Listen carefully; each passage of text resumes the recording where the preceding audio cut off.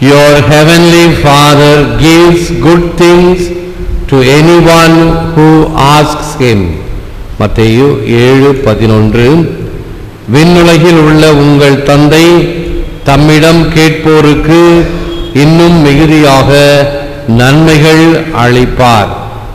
இது கிறிஸ்து வழங்கும் வாழ்வு தரும் நற்செய்தி. கிறிஸ்துவே உமக்கு புகழ். கிரேசல் அன்பார்ந்த சகோதர சகோதரிகளே, அன்பார்ந்த பிள்ளைகளே, அன்பார்ந்த தொலைக்காட்சி விசுவாசிகளே, where there is humility and insufficiency, there is prayer. Where there is pride and self-sufficiency, there is no prayer. எங்கே தாழ்ச்சியும் இல்லாத தன்மையும் இருக்கும் பொழுது அங்கு ஜெபம் முக்கியத்துவம் பெறுகிறது. எங்கே ஆணவமும் எனக்கு எல்லாம் இருக்கின்ற மிதப்பும் இருக்கும் பொழுது அங்கு ஜெபம் இருப்பதில்லை. ஆக எப்பொழுது நாம் ஆண்டவரிடம் அதிகமாக வந்து ஜெபிக்கின்றோம், நம்முடைய ஒன்றுமில்லாத தரத்திலே, எல்லோரும் கைவிட்ட நிலையிலே, வேறு பாதுகாப்பற்ற நிலையிலே இறைவனை நாடுகிறோம். அது பக்தியுடனும் தாட்சியுடனும் இருந்ததென்றால் அது ஏற்கத்தக்கதே. ஆனால் பணபலம், படைபலம், ஆள்பலம் இவைகளில் இருக்கும் பொழுது இறைவனை ஒரு பொருளாக, ஒரு பொருட்டாக கருதுவதில்லை, துச்சமென கருதுவது சாதாரணமாக இந்த உலகம். அடியேன் கடையேன் என்ற உண்மையை ஒப்புக்கொள்ளும் பக்தனின் மன்றாட்டை கேட்க இறைவன் தன் செவியை தீட்டிக் கொள்கிறார். அடியேன் கடையேன் என்ற உண்மையை.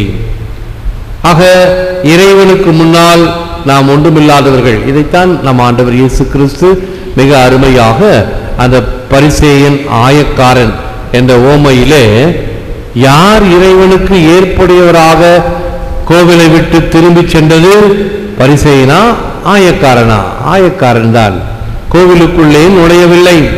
ஆண்டவரே, நான் பாவி, கோவிலுக்குள் நுழைவதற்கும் எனக்கு தகுதி இல்லை என்று தூரத்தில் நின்று தன்னுடைய தலையை தாழ்த்தி இறைவனிடம் மன்னிப்பை கேட்டதனால் அவன் மன்னிப்பை பெற்றது மட்டுமல்ல, இறைவனுடைய இரக்கத்தை பெற்றது மட்டுமல்ல, இறைவனுக்கு ஏற்புடையவராக திரும்பி சென்றார்.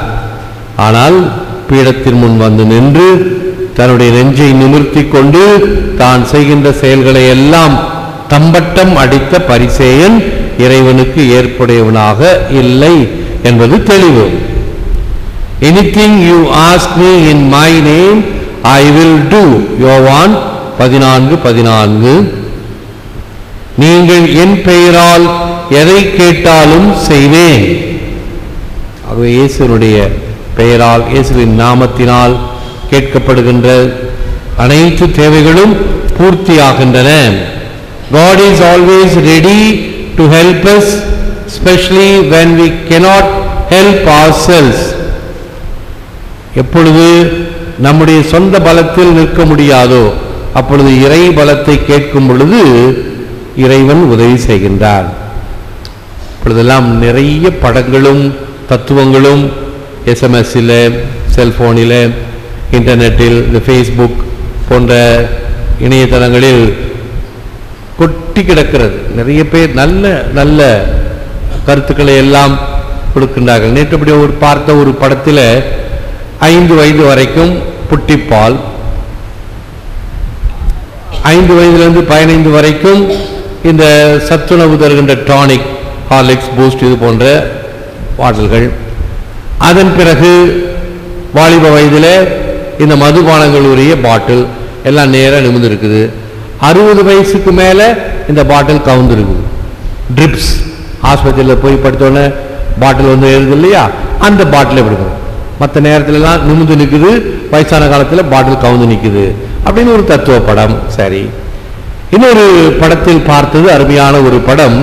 ஒரு மனிதன் ஒரு பாழடைந்த படிக்கட்டு மேலே ஏறி செல்கிறான். இந்த படிக்கட்டு பிளந்து போய் நிற்கிறது, பெரிய பாதாளம். ஆண்டவருடைய கரம் அங்கு தாங்குவது போல அதன் மீது காலை வைத்து அவன் படி ஏறுவதை போல ஒரு படம். நான் உன்னை தாங்குகிறேன். இப்படி அருமையான கருத்துள்ள படங்கள் எல்லாம் நாம் காண்கின்றோம், கேட்கிறோம். இவைகள் எல்லாம் நம்முடைய வாழ்க்கைக்கு பயன் தரக்கூடிய வகையிலே உள்ளத்தின் ஆழத்தில் அவர்கள் தக்க வைக்கப்பட வேண்டும். God is always ready to help us, especially when we cannot help ourselves.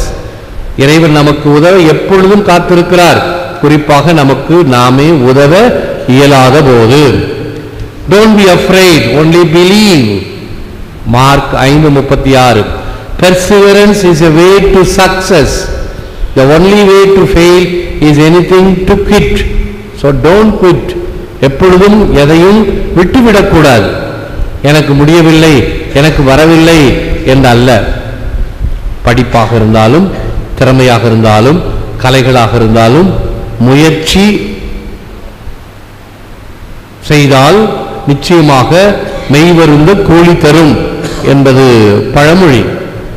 டெமாஸ்தனிஸ் என்ற ஒரு கிரேக்க ஆரேட்டர், பேச்சாளர் ஒருவர் மிக சிறந்த பேச்சாளராக விளங்கினார். ஆனால் சிறு வயதிலே அவருக்கு குளறுவாய், தெத்துவாய், திக்குவாய், திக்கி திக்கி பேசுவார். அந்த திக்கி பேசுதலை மாற்றிக்கொள்ள என்ன செய்வாராம்? தினமும் கடற்கரைக்கு சென்று வாயிலே கூழாங்கல்லை போட்டு அவர் சத்தமாக கத்தி கத்தி பேசுவார். அது ஒரு பயிற்சி, அது ஒரு முயற்சி. அவருடைய இந்த திக்கி பேசுதலை மாற்றி அவர் ஒரு பெரிய பேச்சாளராக மாறினார். ஆக எப்பொழுதும் என்னால் முடியாது என்று கைவிடுதல் கூடாது. என்னால் முடியும், நான் முயற்சி செய்வேன் என்கின்ற வகையில் நாம் செயல்படுதல் வேண்டும். அஞ்சாதீர், நம்பிக்கையை மட்டும் விடாதீர். விடாமுயற்சி வெற்றிக்கு வழிவகுக்கும். எதிலும் தோல்வியுற காரணம் இடையில் விட்டு விடுவது. King of gods and master of all powers, come to my help, for I am alone and have none but you, Lord. அனைத்தையும் ஆளும் மன்னராகிய ஆண்டவரே, உமது கைவன்மையால் எங்களை காப்பாற்றும். ஆதரவற்றவளும் உம்மை தவிர வேறு துணையற்றவளுமாகிய எனக்கு உதவி செய்யும். முதல் வாசகத்தில் எஸ்தர் ஜெபித்த ஜெபம். தன்னுடைய குலத்தை விட்டு, மக்களை விட்டு வேற்று இடத்திலே வந்து இறைவனுடைய உதவியை வேண்டி நிற்கும் பொழுது அவர் செய்த ஜெபம் இது. முழந்தாள் இடுபவர் முன்னேறுகிறார்.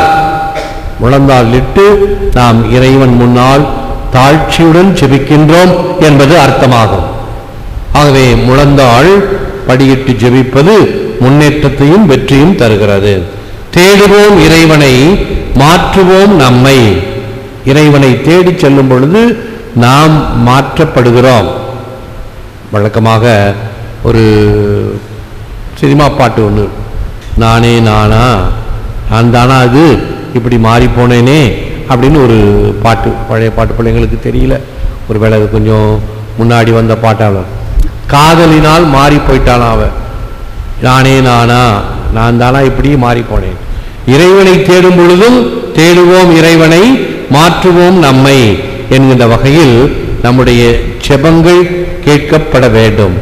Our prayers are often answered not in the way we thought they should be, but in the way a loving father saw fit. நம் ஜெபங்கள் கேட்கப்படுவது நம் விருப்பப்படி அல்ல, மாறாக நம் அன்பு தந்தையின் எண்ணப்படி அதுவே உகந்தது. ஆகவே இறைவன் இன்னும் அதிகமாக கூட்டி சேர்த்து கொடுக்கின்றார். நாம் கேட்பதை விட சற்று தாமதமாக இருக்கும், ஆனால் நிச்சயமாக ஆண்டவர் அதை கொடுப்பார் என்ற ஒரு நம்பிக்கை நமக்கு வேண்டும். முழந்தால் இருப்போம், ஜெபிப்போம். Lord, look upon us and hear our prayer. By the good works you inspire, help us to discipline our bodies to be renewed in spirit. இறைவா, எங்களை கண்ணோக்கி எங்கள் தீய நாட்டங்களை கட்டுப்படுத்தவும் தூய ஆவியானவரின் அருளில் வளரவும் உதவுவனவாக.